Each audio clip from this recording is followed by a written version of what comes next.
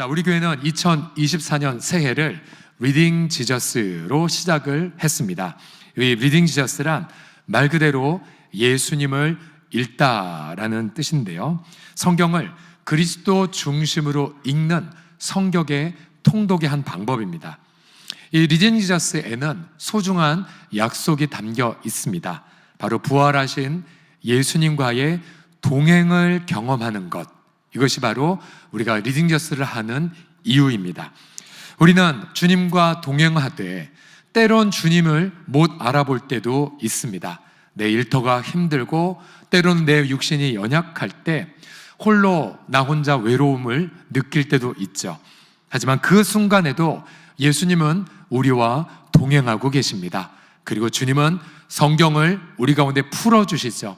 왜냐하면 창세기부터 모든 성경이 바로 그리스도의 고난과 영광을 말하고 있기 때문입니다.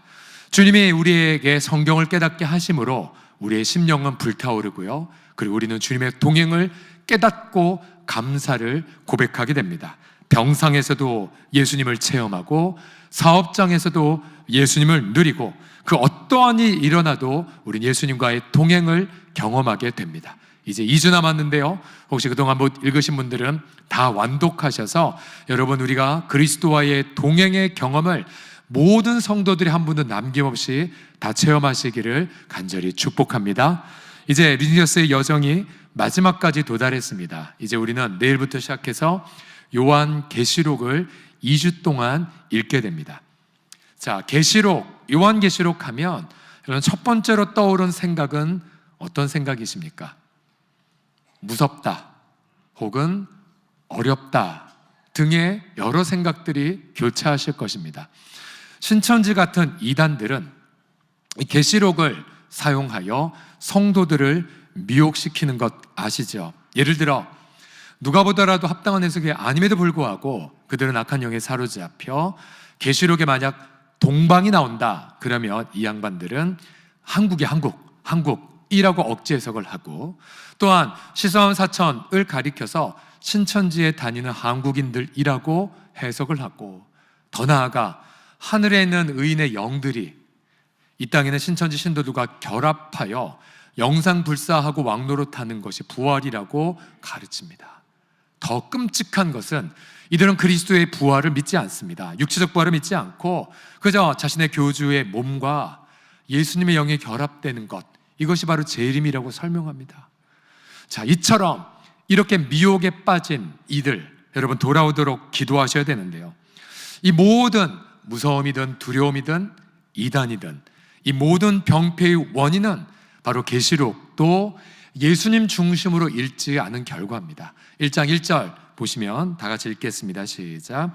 예수 그리스도의 계시라. 자, 누구의 계십니까? 예수 그리스도의 계시. 따라서 계시록은 예수님 중심으로 읽으셔야 됩니다. 자, 예수님 중심으로 계시록을 읽고 듣고 지킬 때에 어떠한 유익을 누리는지 1장 3절 여러 목소리 읽어주십시오. 시작.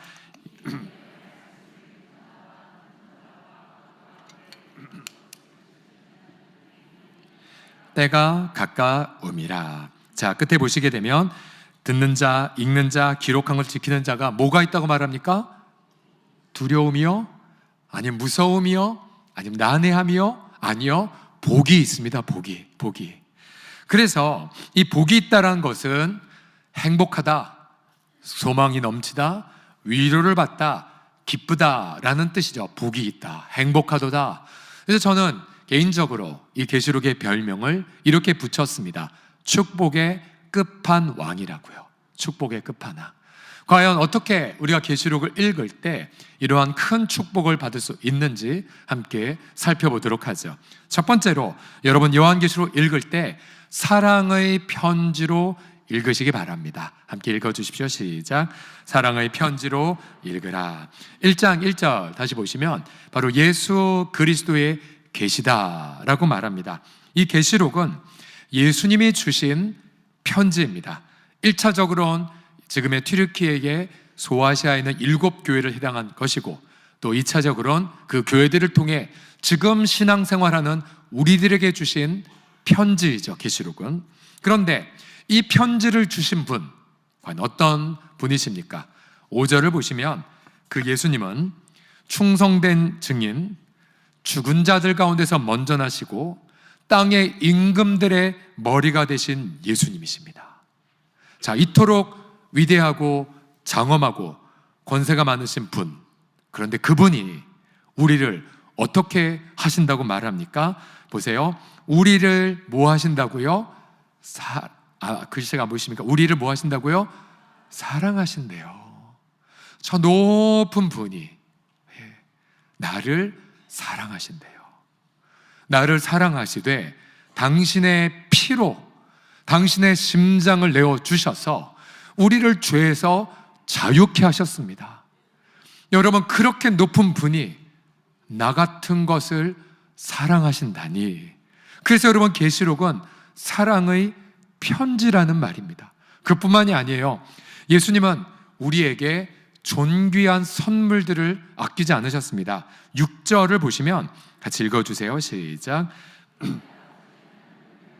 우리를 나라와 제사장으로 삼으신 그에게 영광과 능력이 세세토록 있기를 원하노라. 아멘. 자, 예수님이 주신 선물 무엇입니까?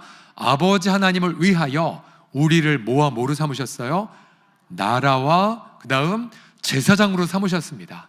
여러분, 나라로 삼다는 게 무엇입니까? 우리를 하나님의 나라로 삼았다는 뜻입니다. 하나님의 나라. 예를 들어 여러분, 어떤 여행을 외국을 가면 그 나라의 아름다운 자연 경관 감탄하고 또 수많은 문화 유적을 보고 정말 감동을 받죠.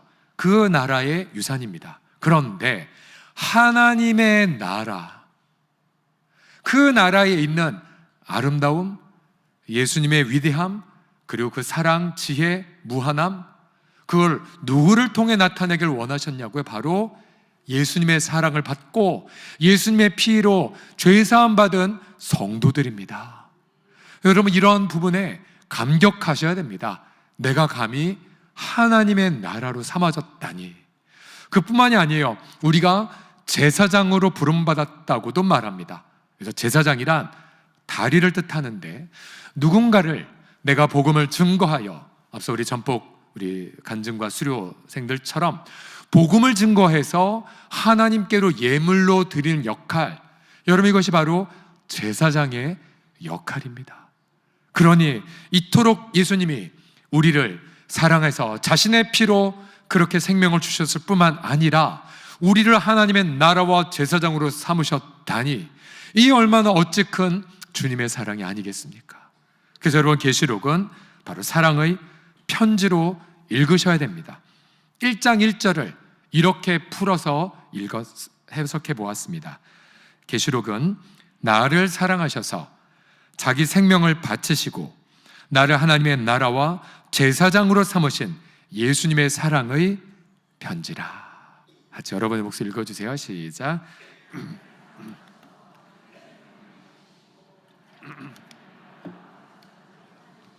예수님의 사랑의 편지라. 아멘. 그래서 계시록을 읽으실 때 예수님 사랑에 확신하여 읽으시기 바랍니다. 그때 계시록 전체가 감동으로 다가올 것입니다. 1절을 다시 보시게 되면, 자, 예수 그리스도의 계시다라고 말하는데, 이 계시란 감추인 것을 드러내시다라는 뜻입니다. 그런데 감추인 걸 드러내는 분은 신천지 이만희도 아니고 어느 기도원의 용환분도 아니고 무슨 학자도 아니고 누가 풀어주십니까? 바로 예수님이 풀어주십니다. 예수님이.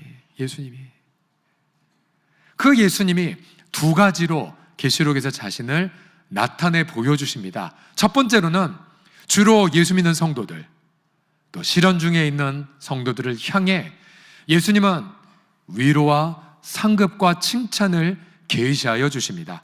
자, 계시록 22장 12절 보시면, 보라, 내가 속히 오리니 내게 줄 뭐가 있어요? 상. 자, 핍박 속에 있는 분들, 이러다 끝나는 것과 절망할 때에 예수님은 뭘 계시하셨냐면 상이 있단다. 상이. 얼마나 단순해요. 상. 그러면 그 상을 계시받은 분들은 어떻게 해요? 그래, 인내하자. 그리고 위로받고 계속 그 좁은 길을 걷는 것 아니겠습니까? 또한 내게 줄 상이 있어 각 사람에게 그가 행한 대로 어떻게 해요? 갚아준다고 말씀하고 계십니다. 여러분, 지금 북한에 여전히 복음을 증거하다가 잡힌 김국기 목사님, 김정욱 목사님, 최춘길 목사님 등이 여전히 감옥에 수감되어 계세요. 그러면 그들이 차디찬 감옥에서 언제 풀려날지 모르는 아득함 가운데, 또 가족에 대한 그리움 속에서 여러분, 예수님의 이 계시의 말씀을 받는다 생각해 보세요. 사랑한 내 종들아, 내가 너의 수고 알아. 내가 너의 수고한 대로 갚아줄 거야.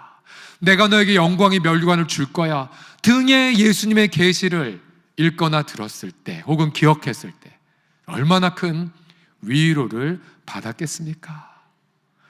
또한 예수님의 계시에는 이처럼 위로와 상급뿐만 아니라 진노와 형벌도 있습니다.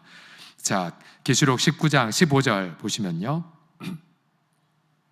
예수님이 오실 때에 예수님의 입에서 예리한 검이 나오니 그것으로 만국을 치겠고 친히 그들을 철장으로 다스리며 또 친히 하나님의 곧 전능하신 이의 맹렬한 진노의 포도주 틀을 밟는다고 말합니다. 그래서 그날에는 모든 사람들이, 회개하지 않은 이들이 어린 양의 진노에서, 하나님의 진노에서 우리를 숨겨달라고 애원하게 됩니다.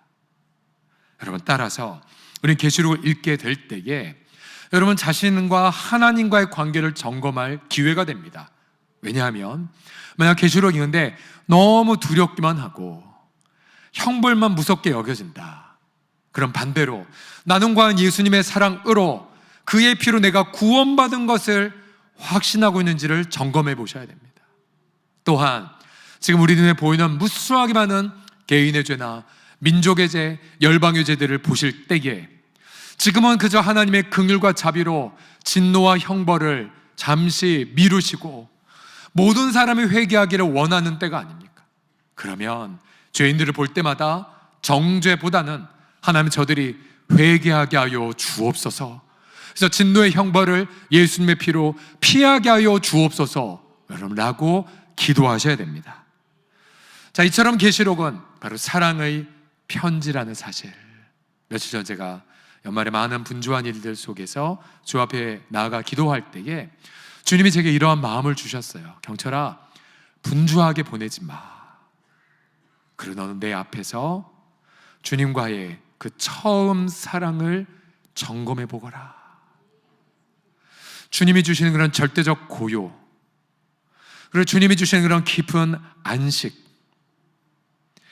산이 요동하여 바다에 던지우는 것 같은 그런 일들을 겪는다 할지라도 여러분, 예수님의 사랑을 받은 자들은 주님 안에서 절대적 평강과 위로를 만끽할 수 있음을 믿으시기 바랍니다. 그래서 여러분, 이 연말 여러분 분주하겠지만 그러나 주님의 사랑의 편지를 묵상하시면서 자신의 구원받은 확신도 점검해 보시고 또 민족과 열방을 위해 더욱더 기도하기를 다짐하시는, 그래서 내 영혼 주 앞에 고요하고 오늘 아까 성가대의 찬양처럼 주의 음성을 잠잠하게 듣는 그런 귀한 12월 맞이하시기를 간절히 축복합니다. 자, 두 번째로 어떻게 계시록을 통해 큰 축복을 누리냐면요, 이 계시록을 읽으실 때 고난에 대한 안내서로 들으시기 바랍니다. 고난에 대한 가이드 혹은 고난에 대한 안내, 어떤 거냐면요, 내 고난이 며칠날 끝날지에 대한 것보다는 내 고난이 결국은 끝난다는 것에 대한 안내서란 뜻이죠. 자, 1절 하반절을 보시면 예수 그리스도의 계시라, 이는 하나님이 예수님에게 주셔서 반드시 속히 일어날 일들을 보이신 것이라고 말합니다. 자, 여기서 반드시 속히 일어나야만 하는 일들, 이게 원문에 보게 되면 하나님의 신적 당위성을 뜻하는 단어가 쓰여졌는데요, 반드시 일어나야만 하는 일들. 자, 이 일들 속에는 세상의 고난도 포함되고요, 악도 포함되고 죄인도 포함됩니다. 그런데 이 모든 것들을 하나님의 주권으로 빚어가시는 하나님의 손길을 뜻하게 되죠. 반드시 일어나야만 할 일들이 여러분 계시록에 설명되어 있습니다. 자, 오늘 오후에 되시면 여러분 각 사랑방별로 리딩 지저스 소개 영상 교환계시록 1편이 이제 나갈 겁니다. 아주 개관을 정말 잘 했는데요. 자, 거기 보게 되면 계시록은 갑자기 나온 책이 아닙니다. 계시록은 구약의 다니엘서, 스가랴서 등 구약을 배경으로 해서 나온 책입니다. 그래서 해석할 때 구약을 참고하면 쉽게 풀리게 되죠. 근데 그 중에 가장 많이 인용된 것 중에 하나가 다니엘서인데요. 이 문구 때문입니다. 반드시 일어날 일들이란 이 헬라어 두 단어는 다니엘서에 2장 28절, 2장 29절, 2장 45절 등등에 사용되었습니다. 자, 다니엘서 여러분 기억을 떠올리시면서 그 옛날 기원전 6세기, 7세기경 바벨론 제국에 있었던 다니엘 노예였었죠. 그런데 어느 날 하나님은 바벨론 왕에게 앞으로 일어날 일들을 계시하십니다. 똑같은 헬라어 용법에 똑같아요, 단어가. 그런데 후일에 되어야 할 일들을 계시받았지만 느부갓네살은 몰랐습니다. 그래서 다니엘을 통해 해석을 받죠. 자, 후일에 일어날 일들은 이런 내용이었습니다. 지금은 바벨론이 온 천하를 다스리지만 영원하지 않고, 그 다음 페르시아 제국이 점령하지만 역시 유한하며, 알렉산더의 헬라 제국이 제패하지만 쉽게 사라지고, 그 다음에 강인한 로마 제국이 일어나지만 곧 열방으로 쪼개지고, 마침내 이 모든 나라가 멸망당하곤 어떻게 됩니까? 반드시 일어나야 할 일들, 다니엘서 2장 44절 함께 읽겠습니다. 시작. 이 여러 왕들의 시대에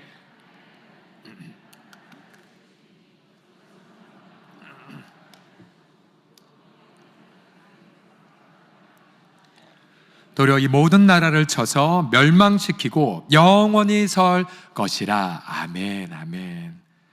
결국 이 나라들 있다 할지라도 결국은 망하고 결국은 하나님 나라가 이긴다는 것을 바로 바벨론 왕에게 하나님이 계시하셨습니다. 자, 특이한 것은 그 당시에 인간의 나라임에도 불구하고 그 나라들을 뭐로 묘사했냐면 짐승으로 묘사했다는 사실입니다. 자, 예를 들어 바벨론 제국은 날개 달린 사자. 왜 사람의 나라인데 짐승으로 묘사했을까요? 하나님의 형상을 잃어버렸고 죄인들의 나라, 결국 사자처럼 잔인하고 흉측한 그러한 모습을 빗댄 거죠. 페르시아, 갈빗대를 문 곰처럼 역시 잔인하고 흉포하게 통치했던 걸 반영하고요. 표범, 누구보다 더 빠르게 인도까지 정복했지만 곧 사라지게 되죠. 그리고 로마는 10뿔을 가진 무서운 짐승으로 그렇게 봅니다. 그리고 열왕의 시대 이후에 하나님의 나라가 바로 예수님의 죽음과 부활을 통해 이 땅에 임했고, 바로 교회는 하나님 나라의 대변자이자 대한 공동체이고, 마침내 주님이 오시는 날 하나님의 나라가 이 열방을 통치하게 됩니다. 믿으십니까? 여러분, 하나님의 나라가 이 땅에 오게 될 것을 확신하십니까? 자, 이것이 바로 다니엘서에 있는 내용이에요. 그럼 계시록은 이 다니엘서의 다양한 그림들을 그대로 물려받되 더 분명하게 계시합니다. 아예 계시록에 보게 되면 짐승이 등장합니다. 짐승, 적그리스도, 짐승. 그리고 짐승의 나라가 온 세상을 통치하고, 그런데 그곳에서 성도들이 핍박받고 피를 흘리고 그리고 고생합니다. 우리도 계시록에 짐승에 대한 부분 나오고 또 음녀에 대한 부분 나오면 하늘에는 붉은 용 하면 두려움을 느낍니다. 자, 근데 무서워하실 필요 없이 역시 계시록 소개 영상을 보시게 되면 이 모든 것은 난해한 퍼즐이 아니라 어린아이들에게 들려주는 그림 동화 같은 의미라고 말합니다. 그러니까 도대체 이게 누구고, 그것보다는 그것을 상징하는 것이 무엇인지를 유추하시면 되는데요. 중요한 건 이것입니다. 아무리 짐승의 나라, 그러니까 사람이 통치하시는데 하는데 그 나라는 짐승밖에 안 나타나는 온갖 불의와 도적과 음란과 간음과 그것을 가득한 나라가 있다 할지라도, 자, 계시록의 결론이 무엇입니까? 계시록 11장 15절 같이 읽겠습니다. 시작. 일곱째 천사가 나팔을 불매 하늘의 큰 음성들이 나서 이르되 세상 나라가 우리 주와 그의 그리스도의 나라가 되어 그가 세세토록 왕노릇하시 리로다 하니. 아멘, 아멘. 여러분, 결국은 이긴다는 내용입니다. 결국은. 그래서 여러분, 계시록 권위자 한 박사님이 이런 일화를 소개해 주셨어요. 그 박사님 앞에 한 할머님이 계시록을 읽고 나더니 이렇게 말했어요. 계시록을 딱 덮고 하는 말이, 아니 그러니까 결국 이긴다는 거 아닙니까? 근데 박사님이 무릎을 치며 잘 정리하셨다고 칭찬했다고 들었어요. 결국은 이긴다는 거, 결국은 내 고난이 끝난다는 거, 결국은 내 고난 넘어 영광이 기다리고 있다는 거. 그래서 우리 계시록을 읽으면 자꾸만 소망 생기고, 그래 내가 조금만 더 인내하자, 내가 조금만 더 버티자, 마침내 승리할 거야 라는 확신을 우리 계시록을 통해서 받게 됩니다. 우리는 지난 화요일 밤 비상계엄이라는 상상할 수 없었던 일을 겪었습니다. 여러분, 그날 많은 성도들이 밤을 지새우며 기도했죠. 주님, 유혈 사태로 일어나지 말게 해주세요. 주님, 다시 과거로 돌아가지 말게 해주세요. 주님의 의와 공의가 드러나게 해주세요. 그래서 기도하는 많은 분들은 그날 하나님의 특별한 도우심이 있었음을 많이 우리가 깨달았습니다. 여러분, 지금 우리는 다시 대통령 탄핵이라는 또 다른 광야에 진입을 했습니다. 안보의 상황은 엄중하고 또 내수가 실종되고 수많은 서민들이 재정 문제로 고통합니다. 여러분, 이 땅의 모든 것들이 흔들릴 때에 여러분, 교회는 어떻게 해야 되겠습니까? 교회는 여와 야 상관없이, 자신의 정치적 입장과 상관없이 하나가 되어서 민족을 품고 간절하게 기도해야 할 때임을 믿습니다. 또 기도하되 교회는 정말 하나님 나라의 의를 선포하면서 선지자가 되어 여당도 꾸짖고 야당도 책망하고, 그러면서 하나님 나라의 의와 공의를 당당하게 선포해야 되고요. 그러면서 우리 교단의 총회장님 발표하셨는데, 이럴수록 더 우리도 회개해야 되고 우리 자신도 돌보아야 되고, 그러면서 이 어려움을 잘 극복해 나아가는 아름다운 촉매의 역할을 여러분, 교회가 감당해야 될 줄을 믿습니다. 여러분, 이 땅의 나라, 여러분, 수많은 많은 나라들 일어나고 망하고 하겠지만, 그리고 때로는 그 나라들이 하나님의 형상을 나타내기보다는 짐승과 같은 어떤 악을 나타낸다 할지라도 여러분, 결국 주님께서 오시는 날 영원한 하나님의 나라를 여러분, 이 땅 가운데도 이루게 하실 것을 믿으시기 바랍니다. 그래서 계시록에서는 이렇게 권면하죠. 13장 10절에 보시면 성도들의 인내와 믿음이 여기 있다라고 말합니다. 그래서 우리 인내해야 돼요. 그리고 소망해야 됩니다. 그래서 마침내 승리하게 될 그날을 바라보면서 오늘의 고난을, 개인적 고난이든 가족의 염려이든 민족적 아픔이든 간에 인내하시면서 그 나라를 소망하고 나누시기를 간절히 축복합니다. 서로 이렇게 권면해 보겠습니다. 결국 성도님은 이기게 될 것입니다 라고 시작. 결국 성도님은 이기게 될 것입니다. 아멘. 끝으로 어떻게 계시록을 읽고 큰 축복을 누릴까요? 마지막으로는 제자의 결단을 드릴 때, 그때 계시록은 큰 축복이 됩니다. 따라해 주십시오. 제자의 결단을 드리라. 시작. 자, 계시록은 종들에게 보낸 편지글입니다. 1장 1절 보시면 예수님은 그의 종들에게 보이시려고, 그래서 그의 천사를 그의 또 종 요한에게 보내어 알게 하신 것이라고 말합니다. 종, 바로 예수님의 종입니다. 예수님의 종. 성경에서 종이라고 할 때 두 가지를 얘기합니다. 하나는 우린 본래 죄의 노예로 태어났습니다. 날 때부터 범죄하고 날 때부터 반역과 교만으로 가득한 채 일평생, 전도서의 표현처럼 미친 마음을 품다가 허망하게 주는 것이 인생입니다. 그러나 예수님이 사랑 때문에 스스로 종이 되셨죠. 그리고 그가 속죄의 제물이 되셨고 죽음을 겪으심을 통하여 여러분, 우리를 죄와 사망에서 해방하여 주셨습니다. 그래서 이제 그 사랑에 감동된 자들은 예수님께 나를 바치게 됩니다. 그리고 나는 예수님을 주인으로, 그리고 나는 그의 사랑의 매인자로 일평생 헌신하게 됩니다. 여러분, 제자란 어려운 게 아닙니다. 제자는 그 사랑에 감동되어 나를 사랑의 메인자로 바치는 자가 제자입니다. 여러분, 그 제자는 그래서 자신이 받은 그 사랑을 감추지 못합니다. 그래서 자신이 받은 그 사랑을 전하게 됩니다. 바로 증인의 삶을 살게 되죠. 2절에 보시게 되면 요한은 그래서 자신을 누구라고 소개하냐면 증인이라고 소개합니다. 2절, 요한은 하나님의 말씀과 곧 예수 그리스도의 증거, 곧 자기가 본 것을 다 어떻게 해요? 증언했다고 말합니다. 여러분, 종은 증언합니다. 여러분, 제자들은 전도하죠. 로마 제국 당시 제자들은 이 증인의 삶을 사면서 많은 고난을 겪었습니다. 9절 보시면 이 사도 요한 본인도 이 계시록을 받은 장소가 어디냐면 하나님 말씀과 예수를 증언하여 씀으로 말미암아 반모섬에 유배되어 있었습니다. 또한 6장 9절에 보시면 하나님 말씀과 그들이 가진 증거로 말미암아 어떻게 되었어요? 죽임을 당한 영혼들이 나옵니다. 12장 11절에 보시면 우리 형제들이 어린 양의 피와 자기들이 증언하는 말씀으로써 사탄을 이겼다라고 말합니다. 그런데 이들은 죽기까지 자기 생명을 아끼지 않았다고 말해요. 자, 제자는 누구입니까? 예수님의 사랑의 노예입니다.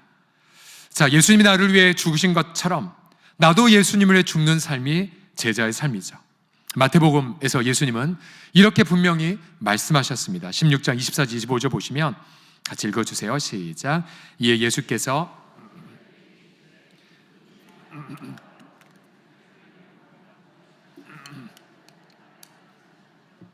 누구든지 제 목숨을 구원하고자 하면 잃을 것이요 누구든지 나를 위하여 찾으리라. 아멘. 자, 여기 보시게 되면 몇 년 전에 약속의 말씀 카드 지금 교육자들이 기도하며 준비하는데요, 어떤 분들이 이 말씀을 받았어요. 그리고 제게 와서 심히 근심하셨어요. 목사님, 너무 부담됩니다. 왜요? 자기 부인, 자기 십자가만 보였기 때문이죠. 근데 여러분, 이 구절은요, 부인 십자가가 중점이 아니라 예수님이 핵심입니다. 누구든지 나를 따라오려거든 찾으리라. 이것이 바로 핵심이죠. 여러분 보세요. 예수님이 어떤 분이세요? 하늘과 땅의 모든 권세를 갖고 계신 분입니다. 비록 우리가 모든 권리와 권위를 빼앗겨 그렇게 구렁텅이에 내번졌다 할지라도 여러분, 그 자리에 예수님이 계시다면 여러분, 그는 모든 걸 가진 자입니다. 내가 모든 걸 빼앗긴 가난한 자로 광야에 홀로 외롭게 있다 할지라도 여러분, 그곳에 예수님이 계시면 여러분, 그는 모든 걸 누린 자라니까요. 여러분, 우리가 잠깐이라도 예수님의 은혜를 맛보면 예수님의 기쁨, 행복, 제가 앞서 예수님이 주신 그 안식, 절대적 고요, 예수님의 평강, 행복, 능력, 무한한 응답들 등등. 여러분, 아침에도 우리 돌아가면서 경건할 때 한 장로님이 오래 있었던 감사의 응답들을 이야기하시는데 너무 행복해 하셨었어요. 여러분, 예수 믿는 그 행복들, 여러분, 그 행복이 바로 이 구절의 방점입니다. 사실 그런 것 같아요. 우리 모두가 다 집 팔고 냉장고 팔고 땅 팔고 순교당하고 그러지는 못해요. 그런데 잘 들어보세요. 우리가 조금만 자기를 부인하는 채 해도, 조그마한 내 혈기와 판단을 잠깐 주께 맡겨도, 내가 조금만 불편하고 뭔가 제자의 삶을 사는 신용만 해도 우리 자비로우신 예수님은 너가 너를 부인했고 너 십자가를 졌구나라고 간주하시고 여러분, 물 붓듯이 은혜 부어주신 거 아십니까? 여러분, 이게 바로 신앙생활의 묘미예요. 자, 지난주에 사랑방 종강했는데요, 2주 전에 말씀 듣고 그 주간에 모임하고 이제 종강식 때 이러한 사랑방 보고서에 한 섬김의 고백이 있었습니다. 지난주 말씀은 그동안 나의 믿음의 여정을 두고 일침을 가하는 말씀으로 받으며 주일 성수하며 교회는 성실히 다니기에 퇴보는 아닌 것 같은 믿음 생활로 보일 수는 있지만 믿음의 연수에 비하여 속도감 있는 진보를 이루지 않은 부분에 대해서만큼은 분명한 퇴보를 보이는 무능함을 절감하며 사랑방 예배로부터의 해방감에서 오는 쉼을 누리는 방황만이 아닌 하루 말씀 분량을 묵상 후 사랑방 단톡으로나마 매일 큐티를 올리고 나누고자 하는 작은 결단을 통하여 사랑방원들과의 소통의 통로를 이루어갈 때 저 자신에게도 마음껏 자유보다는 적당한 매임 안에서 부어진 성장을 기대한다라고 고백합니다. 저는 여기 읽을 때 적당한 매임이란 문구, 그 다음에 작은 결단이란 고백, 여러분 바로 이게 자기를 부인하고 자기 십자가를 지는 출발점입니다. 그래서 적당한 매임 안에서 부어지는 성장을 기대하며 사모함으로 보내는 방학이 되게 하여 주시기를 원합니다. 올 한 해도 주님의 은혜 가운데 사랑방 섬김을 서로 기쁨으로 마무리하게 하시니 감사드립니다. 아멘. 여러분 이게 바로 제자의 삶이에요. 작은 결단, 적당한 매임, 그리고 자발적 불편. 그러나 하나님의 특별한 부르심 안에서 날마다 예수님과의 행복을 누리다가 어느 날 내 전 재산을 드리기도 하고 어느 날 가장 소중한 것을 바치기도 합니다. 그리고 급기야 내 생명을 주님을 증언하는 삶, 제자의 삶에 드리기도 하죠. 계시록 20장 4절에 보시게 되면 예수님을 증언함과 하나님 말씀 때문에 목베임을 당한 자들이 나와요. 무서우십니까? 아니요. 로마 지역의 콜로세움에서 짐승에게 뜯기는 와중에 제자들의 얼굴 표정은 행복함 그 자체였어요. 자, 그 영혼들이 망했냐? 아닙니다. 짐승과 그 우상에 경배하지 않고 그들의 이마에과 손에 표를 받지 않은 자들이 어떻게 했어요? 살아있습니다. 망하지 않았습니다. 그리고 그들은 그리스도와 함께 있습니다. 그리고 주님과 함께 하나님 나라의 모든 주권과 그 아름다움과 그 행복을 만끽합니다. 저는 저와 여러분 모두가 이런 제자의 삶을 도전받고 날마다 그 제자의 삶을 행복하게 살아가시기를 간절히 축복합니다. 자, 1981년 독일이 동독과 서독으로 나뉘어 치열하게 싸울 때였습니다. 당시 공산국가의 압제는 잔인한 짐승 그 자체였습니다. 라프치히의 성 니콜라이 교회 월요일마다 월요 평화 기도회가 열렸습니다.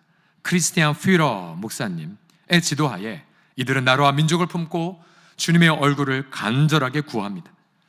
특별히 하나님 나라의 가치인 정의, 평화, 창조 회복 등을 위하여 간구했습니다. 그러나 동독은 계속해서 시민들을 구타하고 체포했고요. 심지어 평화 기도회 시간에 이 니콜라이 교회 예배당 안에 600명의 비밀 경찰과 공산 당원들이 그렇게 난입을 한 경우도 있었습니다. 하지만 퓨러 목사님은 그들을 품으셨어요. 그리고는 그들에게 이렇게 복음을 전하셨습니다. 여러분, 물질의 축복, 물질이 많은 게 복이 아니라 심령이 가난한 자가 복이 있습니다. 예수님은 내 원수를 사랑하라고 말씀하셨습니다. 그래서 그들에게 선한 영향력을 끼치기도 하셨습니다. 이러한 교회에서 시작된 평화 기도회는 점차 시민들의 지지를 받기 시작했고, 이제 종교를 떠나 밖에 있는 시민들 또한, 광장에 있는 시민들 또한 평화 기도회에 영향을 받았습니다. 그래서 이 평화 기도회는 월요 평화 시위로 이어졌죠. 계속해서 동독은 그들을 그렇게 핍박을 했지만 교회는 경찰과 군인 모두를 품어주었습니다. 마침내 이 평화 시위는 7년 후에 1989년 10월 7일에 7만여 명이 모인, 그리고 11월 6일에는 무려 50여만 명이 모였습니다. 기도하고 촛불을 들고 마침내 11월 9일 베를린 장벽이 무너졌고 꿈에도 그리던 통일이 이루어졌습니다. 퓨러 목사님은 훗날 그리고 우리는 거기 있었다란 책에서 이렇게 소회를 밝힙니다. 저는 이 문장이야말로 지금 대한민국의 여나 야를 떠나 진보나 보수를 떠나 어떠한 세대든 간에 들어야 될 주님의 음성이라고 생각합니다. 어떻게 말씀하셨냐면, 만군의 여호와께서 말씀하시되 이는 힘으로 되지 아니하며 능력으로 되지 아니하고 오직 나의 영으로 되느니라. 세상에는 정치적인 영향력, 돈, 군대, 경제, 언론만 있는 것이 아닙니다. 예수님의 영이 사람들을 감동시키면 파괴적 힘이 없어도 엄청난 변화가 일어날 것입니다. 교회는 그들 모두를 십자가에 달린, 그리고 부활하신 예수님의 넓게 벌린 팔 아래 하나로 모았다라고 고백합니다. 지금 전국의 많은 교회들이 민족을 품에 안고 이 날의 어려운 상황을 품에 안으며 주 앞에 나아가고 있습니다. 교회만이 민족을 하나 되게 만들 수 있으며 교회만이 민족에 나아갈 방향을 하나님 나라의 가치를 통하여 가르칠 수가 있습니다. 교회만이 정파를 떠나 선자 역할로 준엄하게 꾸짖을 수 있으며 교회만이 바로 하나님의 그 영광에 대한 소망을 모든 사람들에게 나타내 줄 수 있습니다. 여러분, 그런 하나님 나라의 소망을 품고 예수님의 제자의 행복을 누리면서 개인과 가정과 이 민족을 치유하는 우리 모든 성도들 다 되시기를 예수님의 이름으로 간절히 축복합니다.